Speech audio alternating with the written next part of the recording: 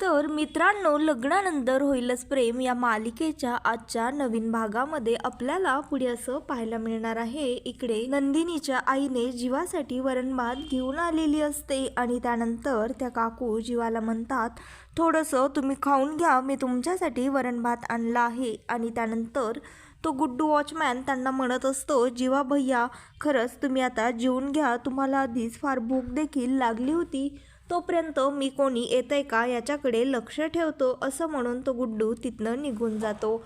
आणि इकडे जीवा नंदिनीच्या आईला म्हणत असतो, काकू खरंच मला वरणभात फार आवडतो, बरं झालं तुम्ही वरणभात आणला, असं म्हणून तो पटकन त्या भातामध्ये हात घालतो आणि त्याला भाजतं. त्यावर नंदिनीची आई त्या जीवाला म्हणत असते, खरं तर नंदिनी मला म्हणालीच होती की त्यांना असा भात बघितल्यावर पटकन हात घालतील, ते त्यांना सांग गरम आहे, त्यांना भाजेल असं.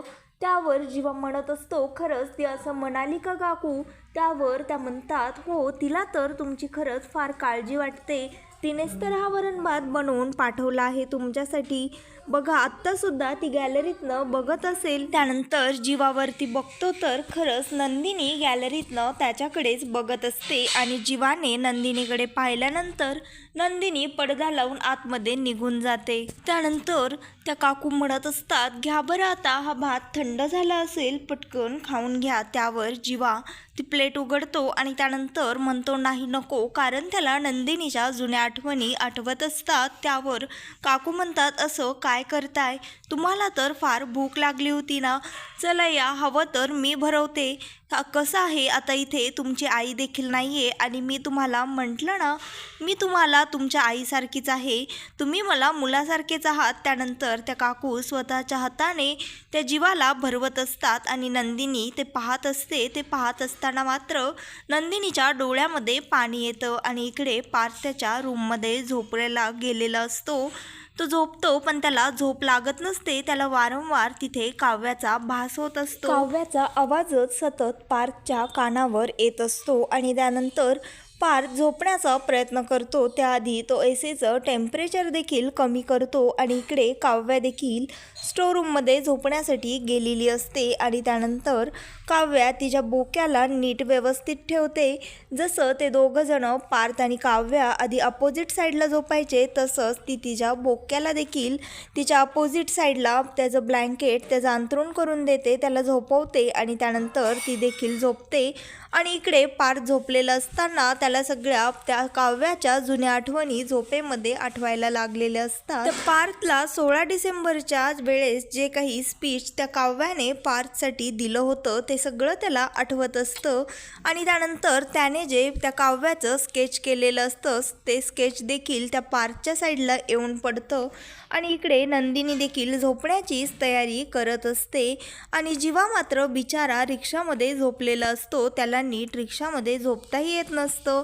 आणि इकडे नंदिनीला वाटत असतं, खरं तर ह्यांना इथे येण्याचीच काय गरज आहे, आता इथे रिक्षामध्ये ह्यांना झोप तरी लागणार आहे का, पण उगाचच मी त्यांना म्हटलं तर त्यांना असं वाटेल मी त्यांची काळजी करत आहे आणि उगाचच जास्तच आणखीनच ते ओव्हर करतील, म्हणून ह्या विचाराने नंदिनी जीवाकडे जात नाही आणि पुन्हा ती आतमध्ये येते आणि तिच्या बेडवर बसते आणि तिच्या मनामध्ये मात्र जीवाचीच काळजी सतत तिला वाटत असते.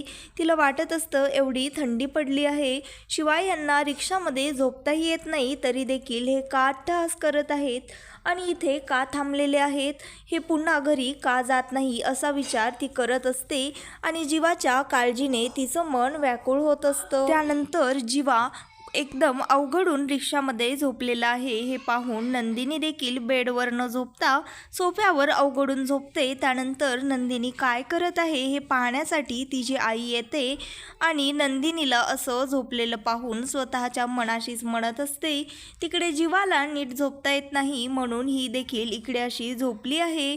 खरंच बाई किती जरी नवऱ्यावर चिडली तरी देखील तिच्या मनातली काळजी मात्र कोणत्या ना कोणत्या अशा छोट्याशा ॲक्शनमधनं दिसूनच येत असते. आणि इकडे वसू आत्या जीवाला कमेंट करत असते. त्यावर रम्या तिथे येते आणि वसू आत्यांना म्हणत असते, आई बास कर आता, आणखी किती कमेंट्स करशील, बास, किती फेक अकाउंट काढशील, बास झालं आता. त्यावर ती म्हणत असते, बास आता ही लास्टची कमेंट आहे त्याच्या पहिल्या ब्लॉगवर, आता बघ तो कसे ब्लॉक करून काहीही फायदा होणार नाही. आणि रम्या वसुहत्यांना विचारत असते, अगं आई तू काय कमेंट केली आहे ती तरी सांग. त्यावर त्या म्हणत असतात, ऐक मग, आणि त्या सांगतात, तू किती जरी ब्लॉक केलेस जीवा तरी देखील काही होणार नाही, कारण तुझी 16 डिसेंबरला घाण केली आहेस ना ती अशा ब्लॉगने पुसली जाणार नाही. आणि त्यानंतर त्या म्हणतात, हॅशटॅग नंदिनी परत जा. आणि इकडे बिचाऱ्या पार्थला मात्र त्या काव्याचं आणि जीवाचे जे आधीचे फोटोज असतात अफेअरचे ते सगळे त्याला डोळ्यासमोर दिसायला लागतात. ते स्वप्न त्याला पडत असतं आणि त्यानंतर त्यांचे क्लोज असे फोटो त्याच्या स्वप्नामध्ये देखील तेच येत असतात. त्याला त्याच आठवणी सतावत असतात. त्यानंतर तो अचानक डचकून उठतो आणि त्यानंतर तो म्हणतो, मी किती जरी विसरण्याचा प्रयत्न केला तरी देखील विसरू शकत नाही आहे. आणि त्यानंतर जीवाचा तो ब्लॉग ऐकतो आणि त्यानंतर त्याला असं पुन्हा रिअलाईज होतं, खरंच जीवा नंदिनीमध्ये फार गुंतत गेलेला आहे.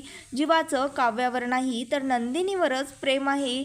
आणि इकडे रम्या आणि वसुहत्या मात्र डायनिंग टेबलवरती चेस खेळत असतात, कारण रम्याला झोप येत नसते. त्यावर वसुहत्या तिला म्हणतात, कसं गं तुमच्या आजकालच्या जनरेशनला झोप येत नाही, मला तर फारच झोप येत आहे, पटकन खेळ ना. त्यावर रम्या त्याला म्हणत असते, काय गाई तुझं, मी तर खेळतच आहे, थांब जरा. आणि इकडे पार्थ स्वतःच्या मनाशीच विचार करत असतो, ते फोटोज त्या सगळ्या आठवणी इथे अचानक स्क्रीनवर कशा आल्या असतील, मला ह्याच्या मुळापर्यंत जायलाच हवं, ह्याच्या मागे कोण आहे ह्याचा शोध आता मलाच घ्यायला हवा. कारण पिहूकडे तर हा पेनड्राईव्ह आलेलाच नसणार, कारण तिने तर पेनड्राईव्ह मला दाखवला होता, मी तेव्हा स्वतः चेक केलता, त्यावेळेस तर कसलेही फोटोज त्यामध्ये नव्हते. आणि मग अचानक हे फोटोज कुठून आणि कसे आले असा विचार पार्थ करत असतो. त्या विचाराने त्याला झोप लागत नसते. त्यानंतर तो उठतो आणि सगळीकडे घरामध्ये जातो, त्याला काही शोध सापडतंय का. त्यानंतर अचानक त्याची नजर तिथे असलेल्या त्या व्हीलचे जे चाक रम्याच्या बॅगचं तुटलेलं असतं त्या चाकावर जाते. आणि इकडे रम्याला वसुहत्या म्हणत असतात, बाई तुला जर झोप येत नसेल तर तू हवं तर रील्स बघ, पण मला तर फारच झोप येत आहे. आणि काय गं किती वेळ लावणार आहेस खेळायला. त्यावर रम्या म्हणते, तुला कसं कळत नाही आई, मी आता सोशल डिटॉक्सवर राहायचं ठरवले, म्हणजे किमान 8 तास तरी मला आता सोशल मीडियापासनं मोबाईलपासनं दूर राहायचं आहे.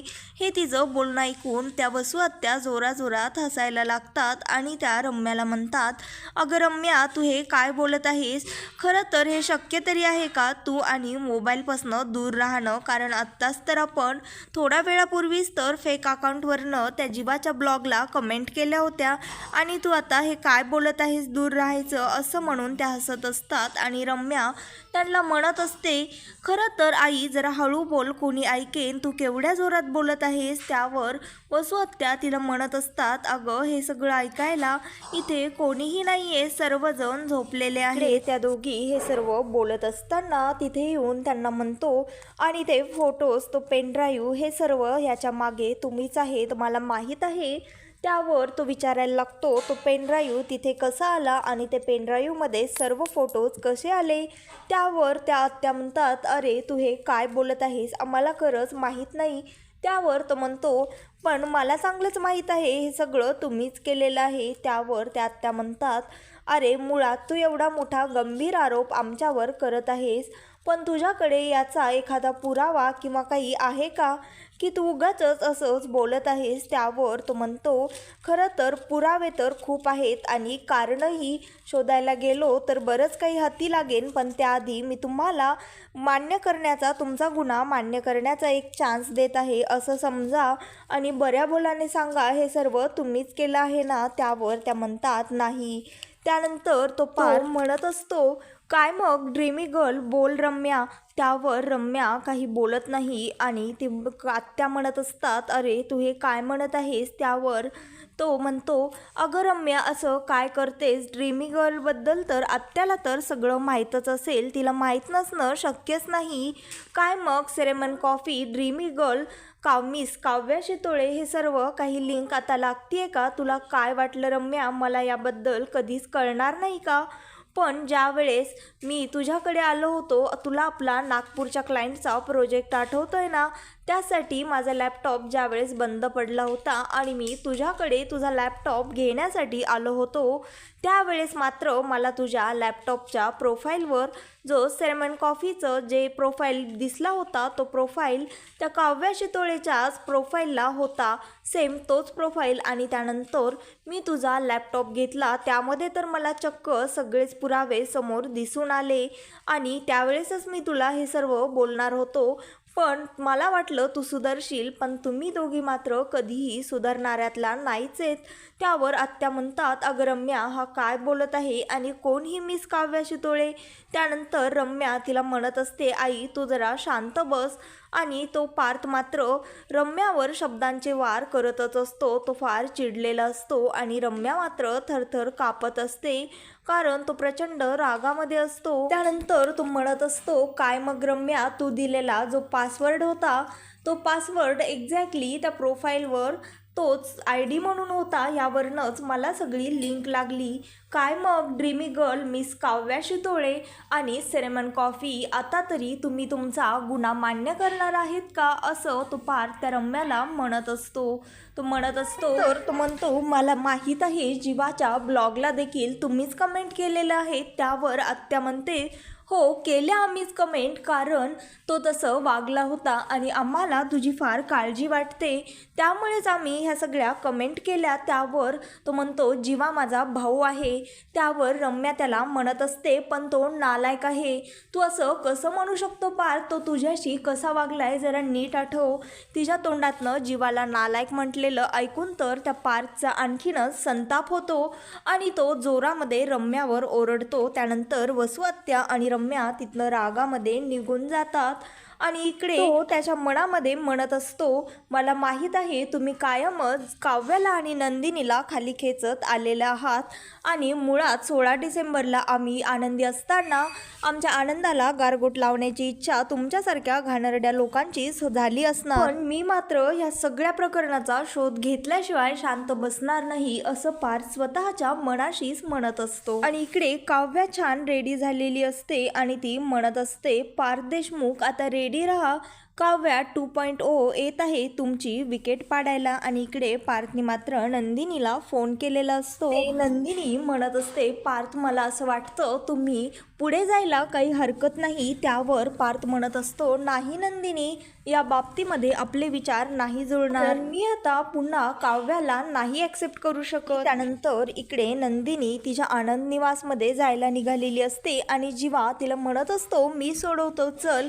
आणि तू किती जरी मला राग दाखवलास तरी देखील मला माहीत आहे, जर तुला एवढाच राग आला होता तर माझ्यासाठी काल वरण भात का केला होतास, असं तिला विचारत असतो. तर मित्रांनो, लग्नानंतर होईलच प्रेम या मालिकेचे नवनवीन लेटेस्ट एपिसोड पाहण्यासाठी आत्ता चॅनलला लाईक, शेअर आणि सबस्क्राईब मात्र नक्की करा.